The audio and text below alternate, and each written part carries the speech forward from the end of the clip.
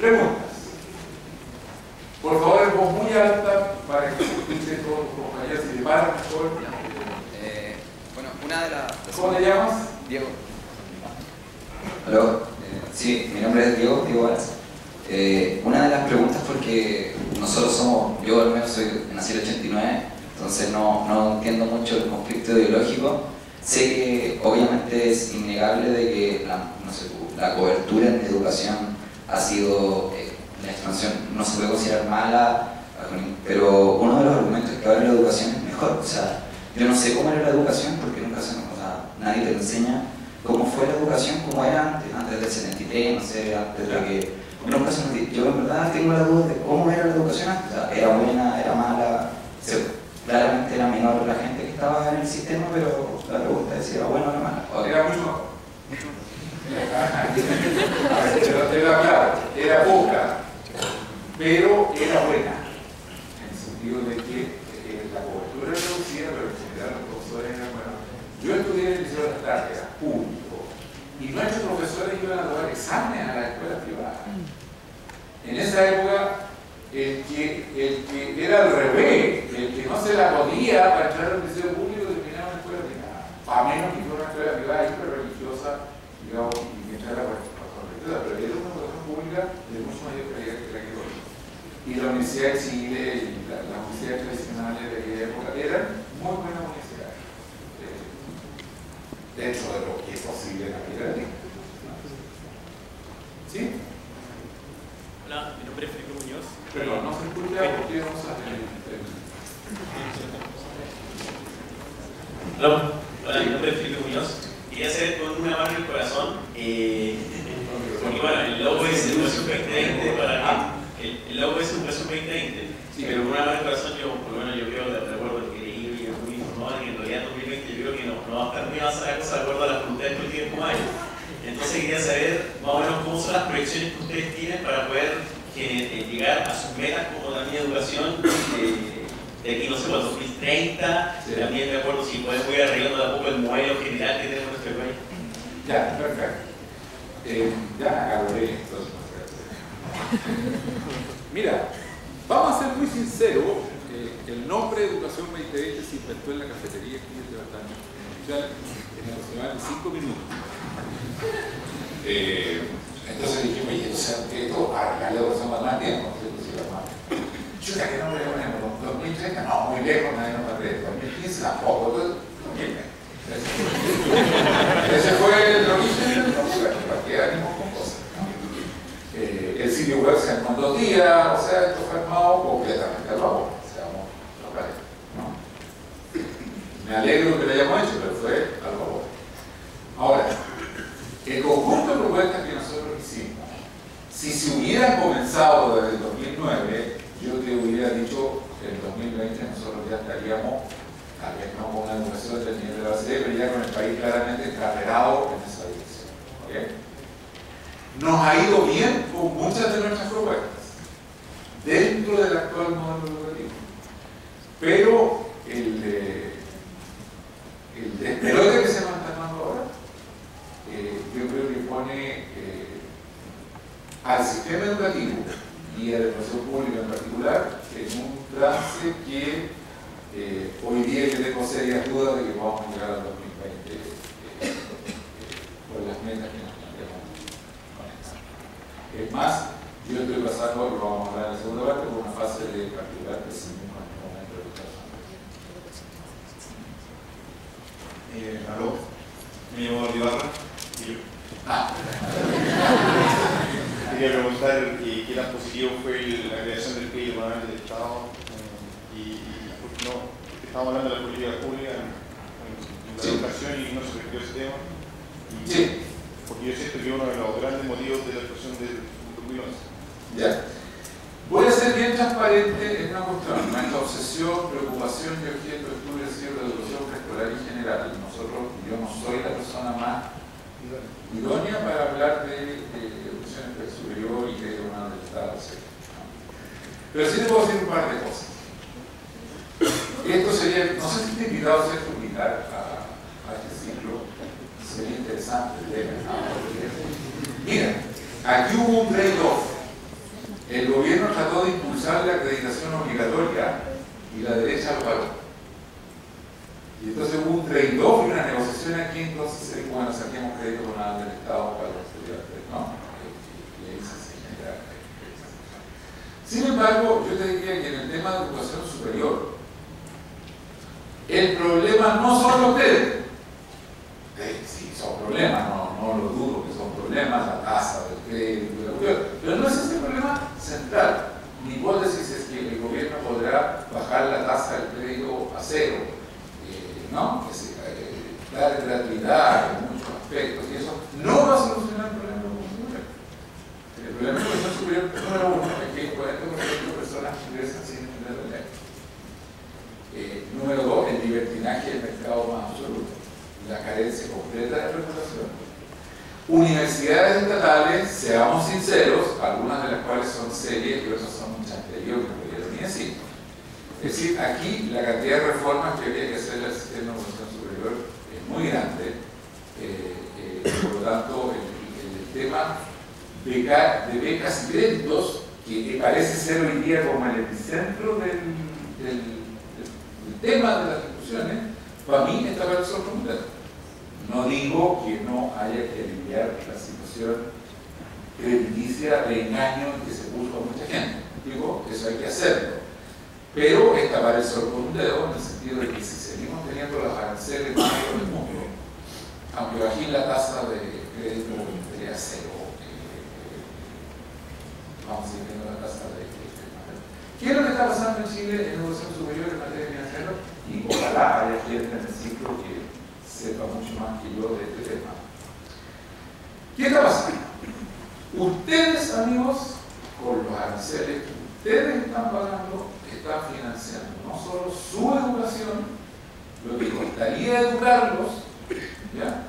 Con créditos, sin créditos, pero el arancel que están pagando está financiando no solamente lo que costaría educarlos, sino lo que cuesta tener una masa de PhDs, el observatorio astronómico, el observatorio sismológico, que se están pagando en buena medida la actividad académica de las universidades. Y lo mismo pasa en la Católica y lo mismo pasa en las universidades.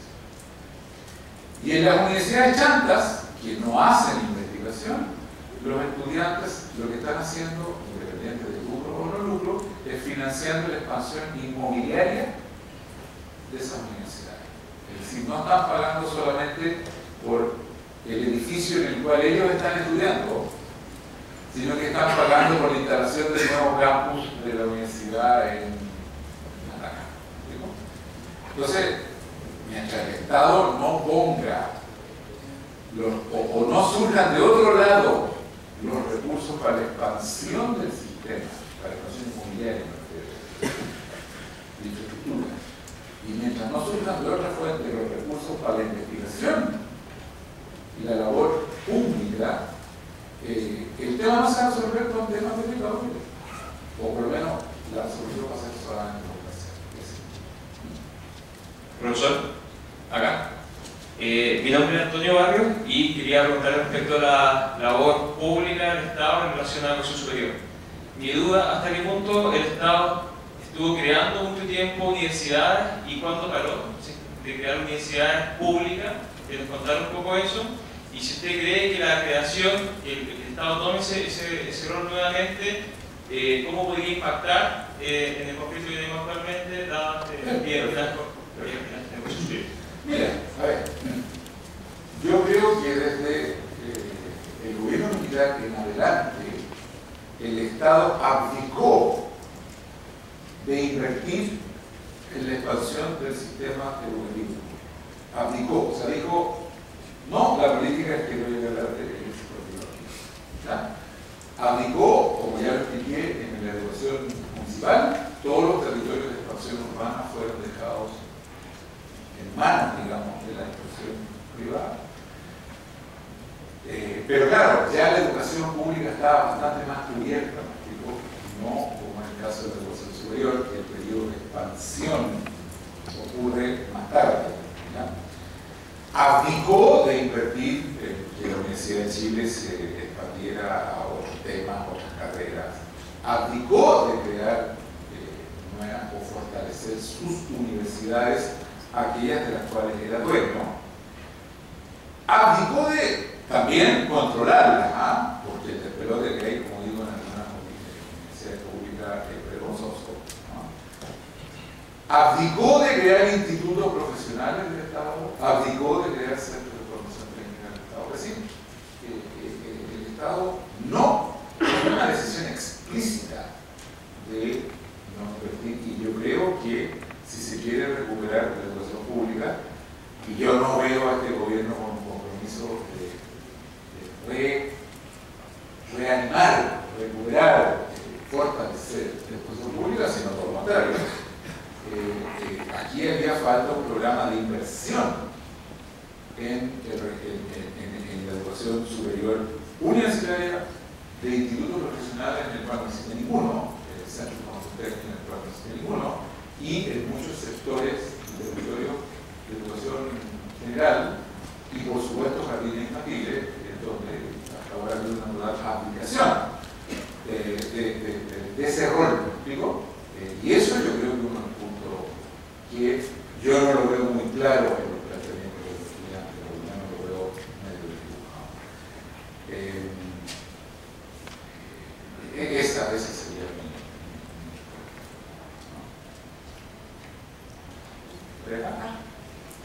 Y damos un par más para poder entrar ya a la rosca, ¿no?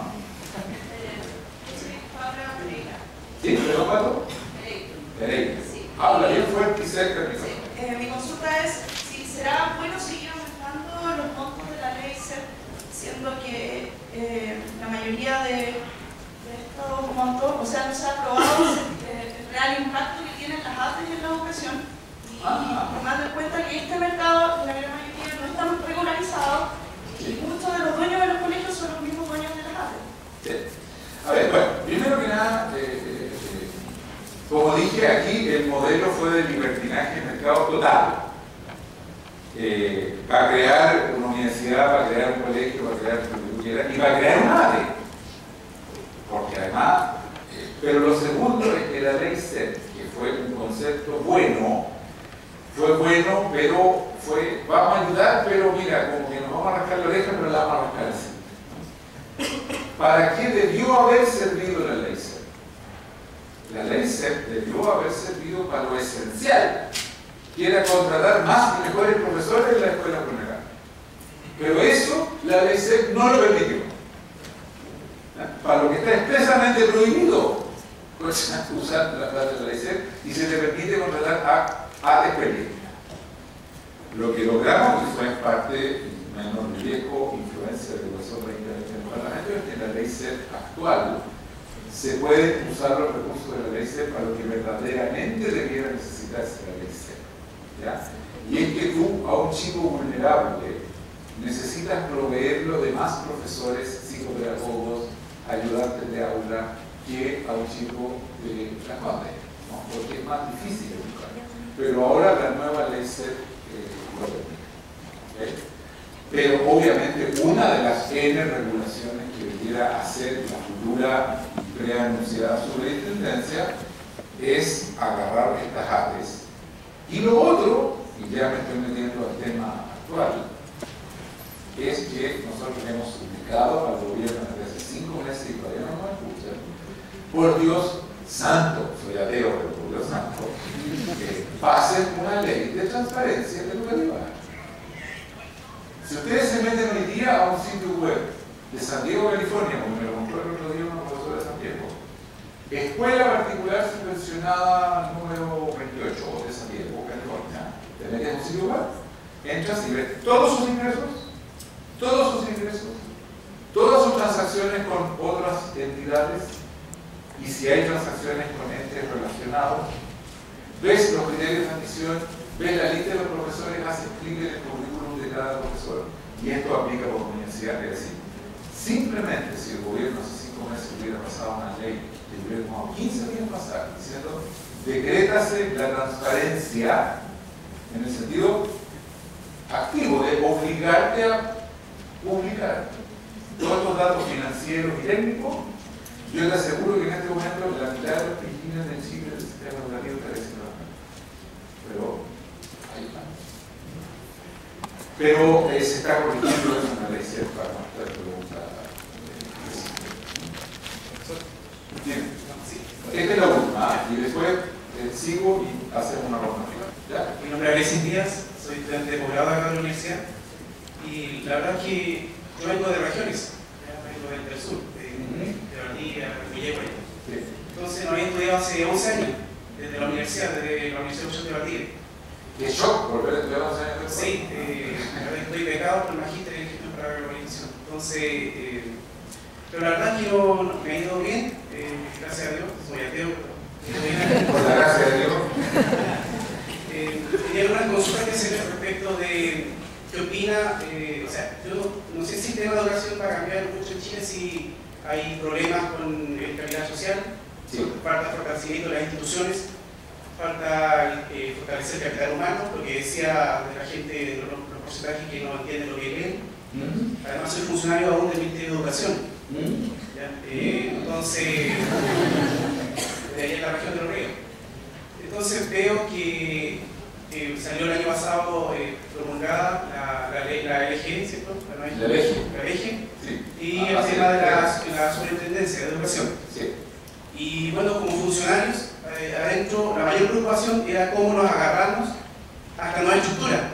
Cómo nos agarramos hasta, o sea, y nadie está pensando en mejorar las cosas, sino cómo son capaces de, a través de los premios, seguir instalados en el sistema, sin pensar cómo lo mejoramos. Entonces quería saber su opinión respecto de... Pero específicamente mi opinión sobre qué. Sobre el futuro de la ley. De la ley. De la superintendencia de educación. Ya. Cómo el país puede recuperar la educación pública si los municipios no tienen las capacidades y los recursos para enfrentarlo. Ya. Son más o menos por ahí. Bien, gracias. Algunos comentarios. Antes de yo entrar en este mundo de la educación, mi tema era y sigue siendo el tema de descentralización en Chile, ¿no? Es un tema académico o educativo, ¿no? Y bueno, tenemos un problema de hipercentralización de Chile pavoroso, que es la pavorosa conversa, ¿no? Ahora, en el mismo sitio web de www.mariovalles.com ustedes pueden ver un artículo que se llama Déficit de vitamina I, las deficiencias de implementación en la política pública. Y aquí hay una tendencia mítica en Chile y en muchos países a lo que se llama el agencialismo compulsivo. Vamos a pasar una ley para crear la Subsecretaría de Turismo o la Superintendencia de Educación o lo que tuviera, y por el hecho de crear la institución vamos a tener resuelto el problema. Y la verdad es que la cantidad de problemas de implementación que nosotros hemos señalado en el Parlamento para que el Ministerio y la Superintendencia funcionen armónica y coordinadamente son majestuosos, pero eso en el mundo político los problemas de implementación como que. Entonces sí estamos preocupados de cómo va a funcionar la cosa. Y además vemos un ministerio, con todo respeto por el ministerio, que por dentro es un caos. Hay gente que dice, no, hay que volver la educación municipal al control del Ministerio de Educación mismo. Y yo digo, perdón, no hagas eso, por favor. Deberíamos caer de la sartén al fuego, ¿no? Ahora, respecto a la ley no solamente abrió el camino a la superintendencia y la agencia. La ley, el gran éxito, entre comillas, que tuvo el movimiento pingüino fue la ley. Y dentro de la ley se adoptó la medida más antisegregadora posible, que es la prohibición a las escuelas de hacer selección académica en educación básica. O sea, te pueden seleccionar, gracias a Jorge Arrate, por tu capacidad de pago, pero no te pueden seleccionar haciendo un examen de admisión, pruebas, pidiéndote las notas. Y es esencial que eso no ocurra porque cuando tú eres chiquito, lo único que tú traes es el capital cultural de tu clase. Por lo tanto, si te seleccionan académicamente es otro paso más de segregación social. Bueno, el Ministerio de Educación, de la Concertación y de la Alianza ha decidido no fiscalizar eso. Entonces se la pasan por el aire. Nosotros hicimos, salió la tercera publicado, con un voluntario de Educación 2020, llamamos y no hicimos. 20 voluntarios de educación ambiental, cada uno le dice, mire, aquí están los 100 mejores CIMSE de Chile, por favor, tú llama por teléfono, dile que eres un apoderado y dile que quisiera meter a tu hijo a segundo básico el próximo año y qué tendrías que hacer. Y nos encontramos que el 50% de los 100 mejores CIMSE de Chile hacen selección académica, o sea, se pasan por el aro, el único logro significativo de los eso es intolerable, ¿verdad? Porque ni siquiera las leyes que tenemos se utilizan para coartar el libertinaje del mercado. Si el mercado de la educación, el problema, como dijo Meller por ahí, para mi punto central en la educación general, no es tanto el lucro, es la competencia del mercado. Porque si yo estoy compitiendo por alumnos, ¿qué hago? Bueno, trato de no aceptar a los peores alumnos. Si hay un alumno medio problemático, me lo despacho que se vaya al sector municipal, ¿no? Ahí está la sucursal del Sename, ¿no? El día del CIMSE le digo a los cabros más malos, mire, ¿saben qué? Mejor quédense en la casa para que no suban nuestra moneda de cambio que el CIMSE. Es decir, son las conductas perversas que incluso el mercado de la educación, en un mercado completamente no fiscalizado, nosotros creemos que el problema central de esto, más que sea colegios con sin fines de lucro, porque además de adelante la cantidad de colegios con fines de lucro que hacen tu tutela es igual que la de los sin fines de lucro. Bien, paramos aquí y entro ahora al 2011. A mí me pidieron de la revista Foreign Affairs América Latina un artículo de una revista extranjera y me escribieron y me dijeron, ¿por qué usted, Picacha, no escribe un artículo para extranjeros? Porque nadie fuera del Chile entiende nada. ¿Cómo es que este país tan nice y que crece y que le va tan bien en el televisa y que crece al 4 o 6% al año en una crisis mundial, está quedando la crema? Entonces, ¿por qué no escribe un artículo sobre eso? Yo no lo puedo distribuir todavía porque la revista está aceptado ya el artículo, pero no sale publicado hasta dentro de 15 días, pero me comprometo a ponerlo en el sitio web. Y se llama La crisis estudiantil en Chile, un coletazo de la Guerra Fría de los años 80. Ese es como el título de la canción, ¿no? ¿Qué es lo que pasó este año? A mi juicio, o sea, es una interpretación ya que cualquiera podría decir, bueno, tiene pocas, ¿no? Pero en la que miré. Este año, por cierto, los que hayan sido alumnos míos que vayan a ser, yo soy una especie de, si ven una religión académica y la teoría sistema complejo. Yo cada curso que doy de lo que sea, hasta de cocina, vamos a hablar del sistema complejo.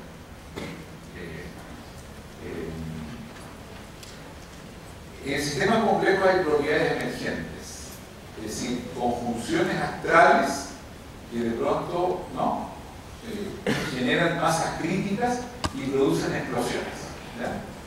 Que no son fácilmente previsibles en el cuándo van a ocurrir, pero que expuesto dice, pero obvio, si pasó esto. La frase que define las explosiones sociales o los cambios radicales en el mundo, la frase que lo define es ¿quién lo hubiera dicho? ¿Quién hubiera dicho un año antes que la presidenta Bachelet iba a ser la presidenta de Chile? Nadie. ¿Quién hubiera dicho hace 3 años atrás que íbamos a tener la peor crisis financiera del mundo en el 2008? Nadie. ¿No? Pero de pronto, expuestos. Se juntó A con B, con C y la cuestión explotó. ¿Ya? ¿Qué es lo que hizo la explosión que estamos viviendo hoy día? Ya expliqué el detonante central. El detonante central es la moral universitaria. O sea, esta masa de cientos de miles, que cada uno de ellos se había dado cuenta en lo individual que se lo estaban pasando por el aro, pero que de pronto se produce la coalescencia colectiva. Digo, colectivamente tomamos razón de que fuimos, voy a usar una palabra cortés, pasados por el aro, por no usar otra como más cruda, ¿no? Ese es como el detonante central. Segundo, los pingüinos secundarios, que en 2006 salieron a reclamar y que 5 años más tarde no han visto, salvo aumento de su subvención preferencial, no han visto que haya ocurrido nada significativo. Además, ni siquiera les ha alcanzado la superación preferencial porque es básica.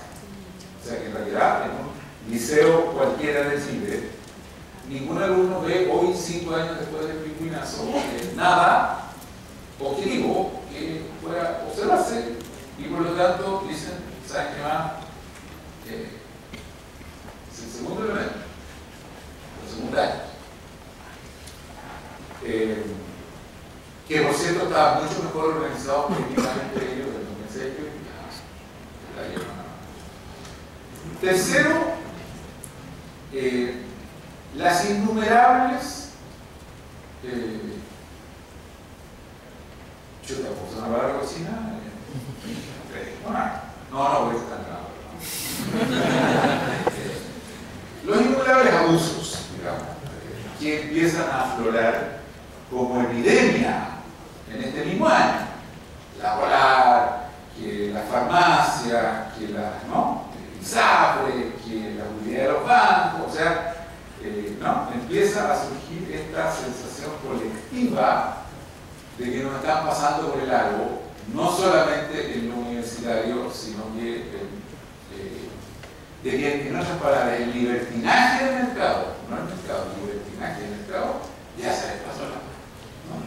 Entonces empieza a aflorar un enojo que se potencia con el otro, porque a lo mejor muchos de los padres que están reclamando por los aranceles de sus hijos son los mismos padres que la Polar se lo pasó por ellos. Y que además no es solo la Polar, aclarémoslo, porque la tasa de interés promedio convencional en los préstamos del INDEC sigue siendo por el 19% al año. ¿No? Por el 19% al año, compadre. ¿Aplicado a quién? A gente que no entiende lo que lee y que no sabe que es una tasa de interés. Te vendo un plasma que vale 500 lucas en 30 cómodas cuotas mensuales de 40 lucas. Son 40 lucas mensuales, sí puedo. No dice, a ver, un momentito, chuta, con estos 40 y tantos % de interés al año, ¿no? Y entonces empieza a generarse esta rueda de endeudamiento de las clases más bajas, ¿no? Y que terminan en Ticomo y que después no pueden ni siquiera pagar el préstamo habitacional. Entonces, el tercer elemento que confluye es el abuso generalizado del mercado, no solo en lo estudiantil, sino que en muchos otros aspectos. Confluye un cuarto elemento, que es la indignación mundial. Siempre es como mayo del 68, ustedes no eran ni siquiera proyectos del espermatozoide.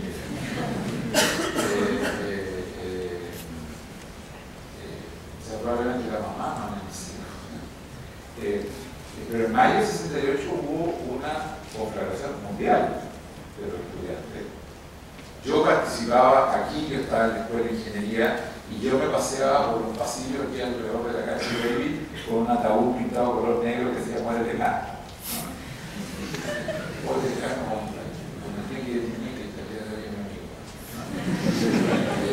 pero hubo un movimiento de indignación mundial del 68. Y hoy día tenemos a los indignados en Madrid, en Tel Aviv, en Alemania, en Inglaterra, en Nueva York. O sea, como que el mundo dice, ¿sabe qué más? Paren de gozar, porque ya no.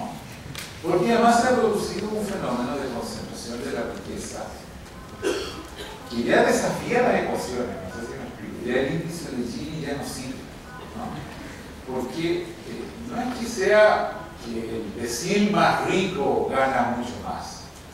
Es el, ¿cómo sería el 0,1 PIB? O sea, ya ni siquiera el percentil, el 1 milesimil, ¿no?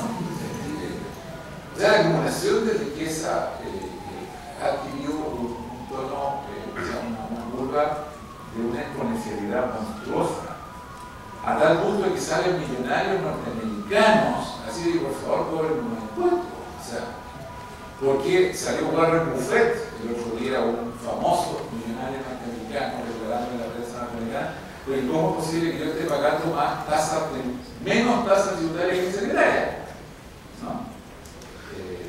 Eso lo dicen millonarios norteamericanos.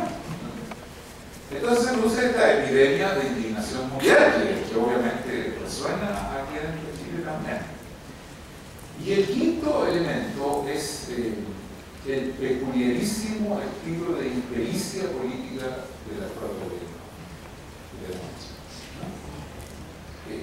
No voy a entrar a discutir sus creencias ideológicas, ¿no? O sea, ellos creen fervientemente en que el modelo de mercado es lo adecuado para el gobierno. No es por una cuestión malévola, así de que nos vamos a enriquecer.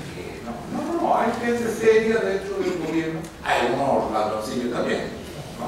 Pero hay gente muy seria dentro del gobierno que auténticamente cree que la solución mejor para la calidad de la educación en el país es que la educación pública se vaya definiendo y que sea el mercado el que en su competencia, digamos, genere soluciones óptimas para la educación. El problema de detalle es que yo sí creo en el mercado de los cepillos de dientes y en el mercado de las panaderías. Por una simple razón, porque el mercado de las panaderías es transparente y me permite cambios de decisión de proveedor y de valor. O sea, yo voy a una panadería de la esquina, no me gusta el pan, o lo encuentro caro, y al día siguiente me voy a una panadería que está a 2 cuadras más allá y que me da pan mejor y de menos calidad.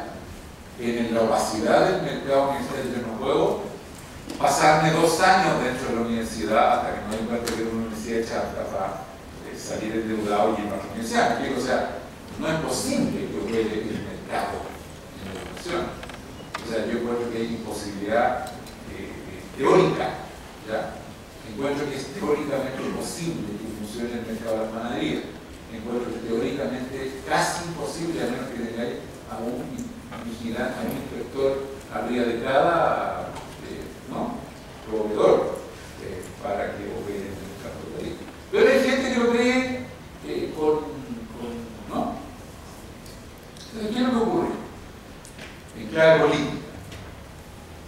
Surge el movimiento estudiantil hace 5 meses atrás, más o menos, y se sabe que va su modelito de mercado ya no, me lo cambia.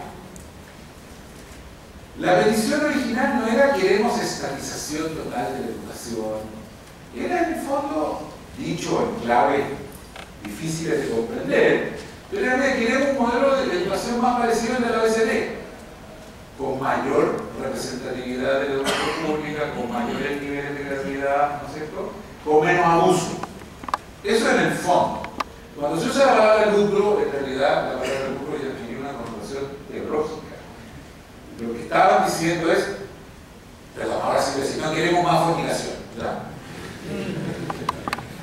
Pero hay que entender que eso distorsiona la distribución del mundo. Lo dije en pantalla. Y la primera reacción del gobierno y de su alianza, de su coalición, es atrincheramiento ideológico.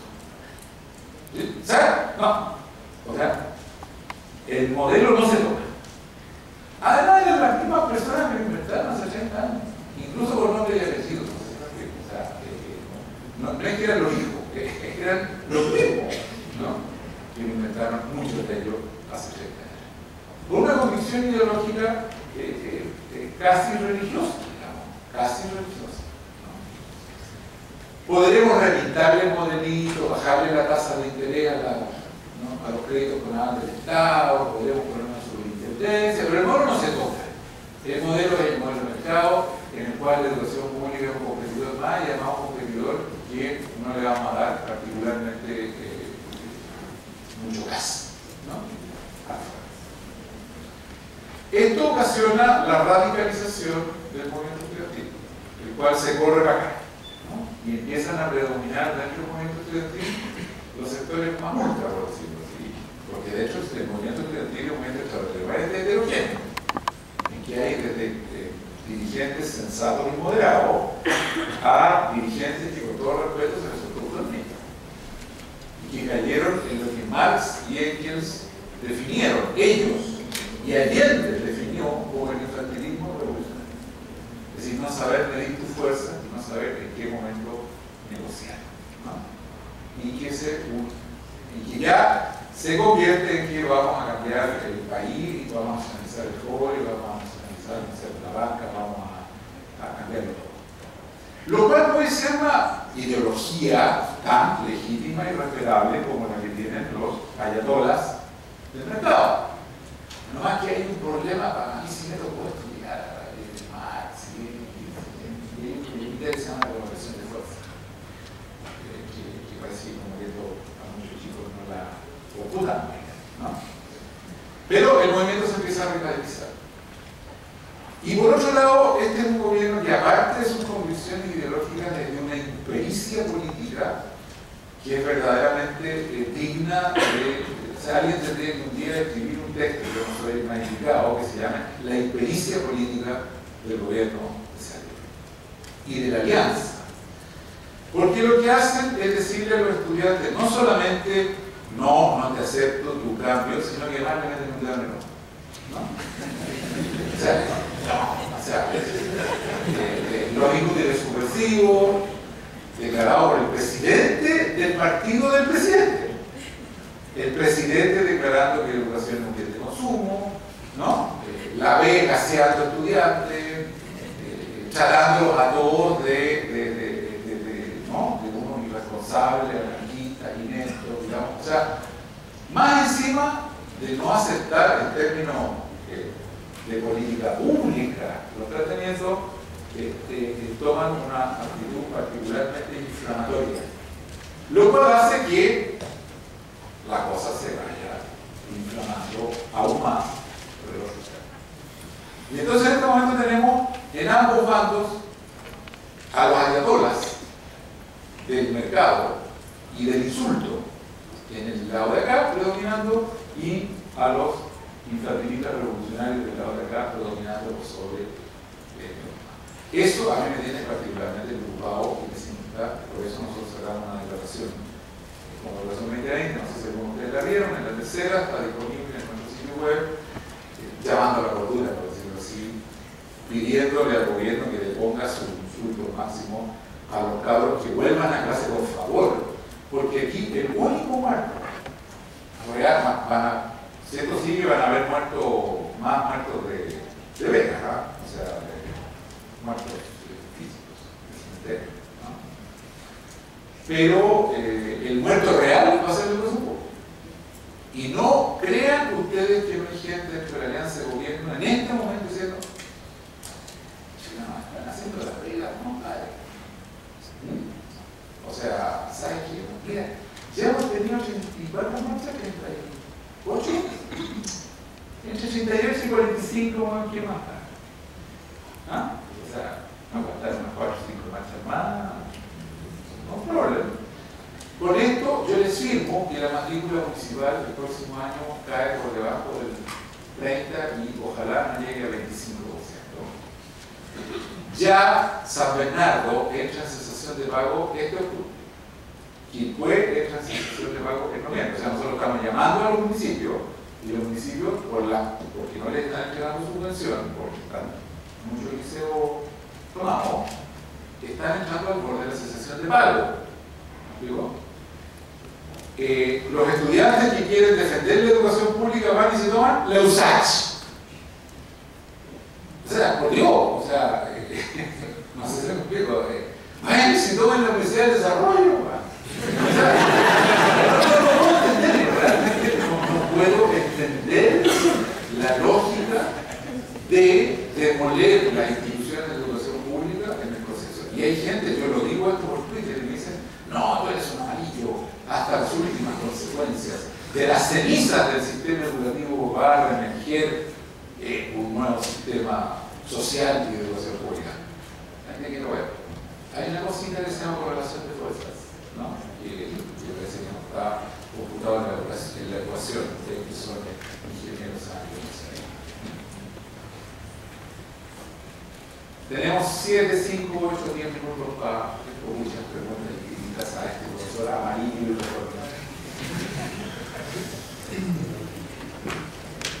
Nada, no me defrauden. Por acá, pero con micrófono. ¿Aló? ¿Soy yo de nuevo? No, dale la voz, dale la voz.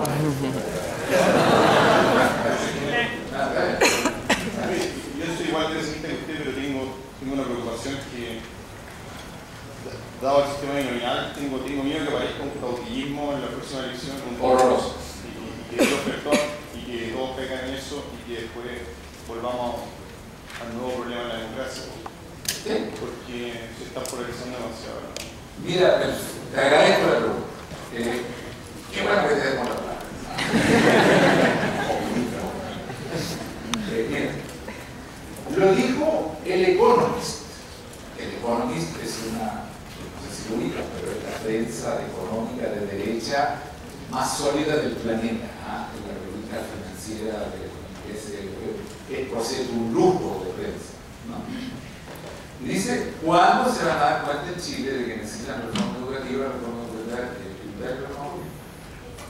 O sea, hoy día la clave de Chile, detalle más, detalle menos, es una mesa de tres partes. Reforma educativa, el sello, reforma tributaria, para financiar, entre otras cosas, la reforma educativa en serio, porque la plata que ofreció el gobierno, plata no menor que una vergüenza, ¿ya? Y reforma política, terminar con el sistema monetario. Entonces, yo no soy amigo ni conozco al presidente Piñera, pero si yo fuera su amigo, yo le tomando un café con él, oye, Sebastián, mira, yo sé que tú eres un hombre ambicioso, o sea, ha sido demostrado en tu vida, ¿no? Y yo creo que a ti no te da muchas ganas de terminar tu periodo presidencial como el presidente de Otoyo y de haber vivido, porque el escenario más probable hoy día es un escenario de conflicto hasta el fin del periodo presidencial. Tal vez no de conflicto permanente, ojalá no de conflicto sangriento. Probablemente va a disminuir en vacaciones, va a reflotar en abril o mayo, o sea, vas a vivir, vas a pasar a la historia como el presidente del conflicto y que terminó con su popularidad en... Había una talla en Twitter, yo soy video adicto, soy lúcido, ¿no? Una talla genial en Twitter. Cuando la última encuesta le dio una popularidad del 22% en la encuesta C, cuando ya llegó a su mínimo, un tuitero ingenioso dijo, ya sé, dice, esperemos que le llegue al 1% y lo donamos al hogar de Cristo. ¿No? Si uno quería terminar con la popularidad como la menor de cualquier presidente democrático de los últimos no sé cuántos años, porque este escenario probable tenía otra alternativa, y es, yo se lo diría honestamente, si yo fuera su amigo, no soy amigo ni tengo acceso, me mira a veces en algunos actos y dice, pero no, qué lindo.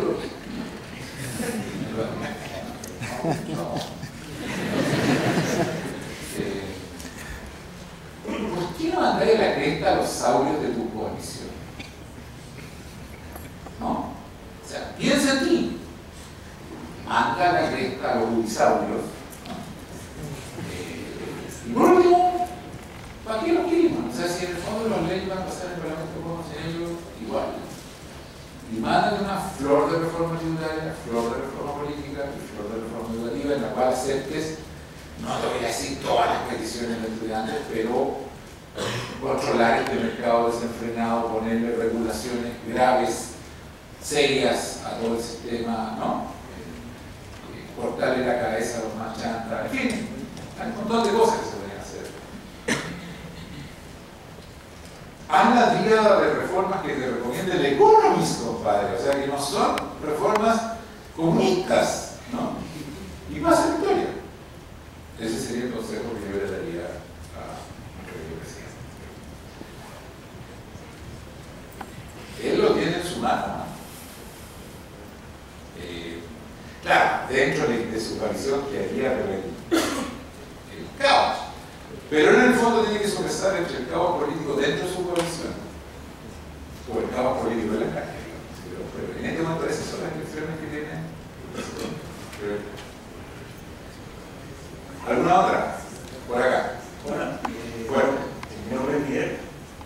Y bueno, hace unos días Forbes se declaró que en el fondo Chile estaba siendo secuestrado unas 3.000 a 4.000 personas que eran verdaderamente ricas y que el tema no era que los pobres financiaran la educación superior a los ricos, sino que en el fondo lo que querían hacer hacer era evitar una reforma tributaria. Sí. Entonces, me gustaría saber su opinión al respecto. Bueno, a ver. Frase de mi buen amigo Fernando Bolsen: Chile está siendo secuestrado por 3.000 o 4.000 hipermillonarios, digamos así. Yo diría que Bolsen exageró porque no son 3.000 o 4.000, sino que son 400 o 500. Es aún más. Miren, el otro día yo leí en el Mercurio un párrafo, o sea, era un titular a 8 columnas, ¿no? Pero que lo decía con orgullo en la sección Economía y Negocios, o sea, como un titular, el tono era como de orgullo. Las 20 empresas más grandes de Chile producen el 50% del producto. Y uno le dice, o sea, casi psicótico, ¿no? Y tenemos empresas pagando las tasas tributarias más bajas de América Latina, como empresas, ¿ya? Entonces, y estas empresas salen a decir, no, es que si me suben los impuestos se va a detener el crecimiento económico. La misma empresa que se está yendo a invertir en Argentina, Perú, Brasil y otros países donde la tasa de tributación de las empresas es 25, 30 o 35%. Y su tasa de tributación es aquí el 19%. Entonces, resulta que ustedes y yo estamos financiando la expansión internacional de las empresas chilenas. Entonces, efectivamente, sí tiene que haber reforma tributaria. Lo aplaudiría el 99,95% de los ciudadanos de Chile. Y la reforma tributaria claramente tiene que ser aumento de impuestos, esencialmente en las empresas, ¿no? Y por trama, en fin, yo no soy un especialista fiscal, pero obviamente esa es una de las 3 patas de la principia que podría ser la solución.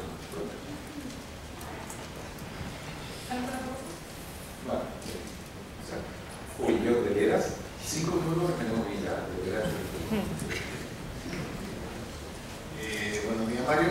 Soy Carlos Araya y tengo algunos problemas de optimismo con todo este tema de educación. ¿Optimismo? Sí, de optimismo. ¿Estás más optimista que yo? No, poco. Menos. Por algunos de los hechos que nombraste tú, como que Chile tiene muchos problemas para implementar